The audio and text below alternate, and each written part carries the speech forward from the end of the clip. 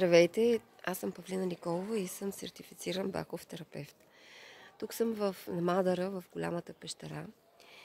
И едно много особено място, моя човек, в мен баховия човек, се пробужда, защото вижда зад мен е белия конски кестен, а до него ето тук е ореха.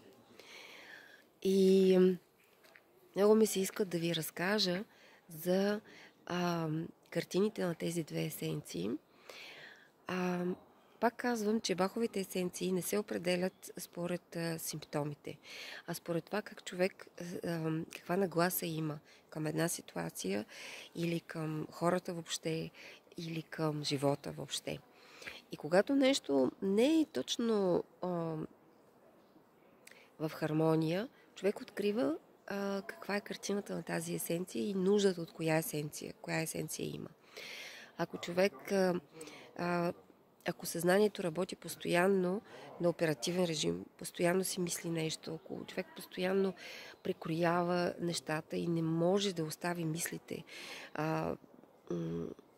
и не може да се отдели от мислите си, както е тук, това прекрасно място, може би наистина ето потенциала на белия конски кестен, в който всъщност можеш да се потопиш в цялото, да оставиш мислите и тогава да дойде решението, тогава водата толкова да стане ясна и прозрачна, че да видиш на дъното какво е, да видиш образа. В дисхармонично състояние тази есенция е все едно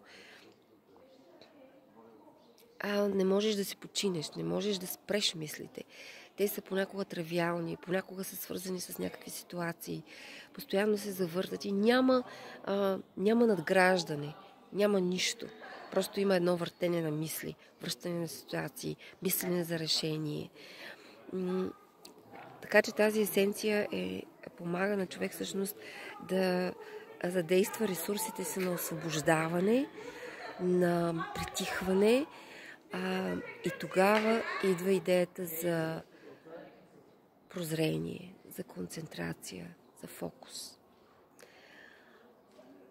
Ореха пък е свързан с преходни състояния.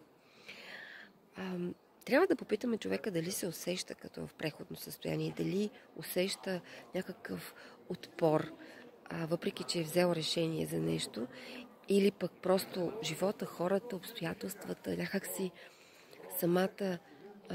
самия момент е преходен. И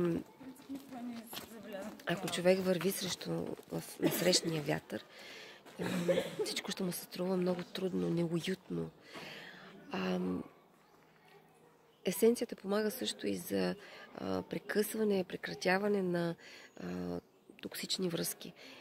Не, че връзката може да се прекъсне. Не винаги връзката трябва да се прекъсне, а тя може да се промени по начин, по който човек всъщност да е в тези взаимоотношения по начин, който не е разрушителен за човека в нужда.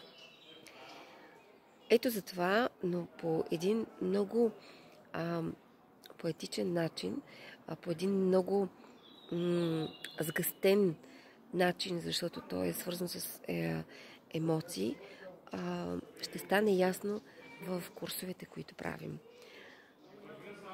Пожелавам ви хубава пролет и хубави великденски празници!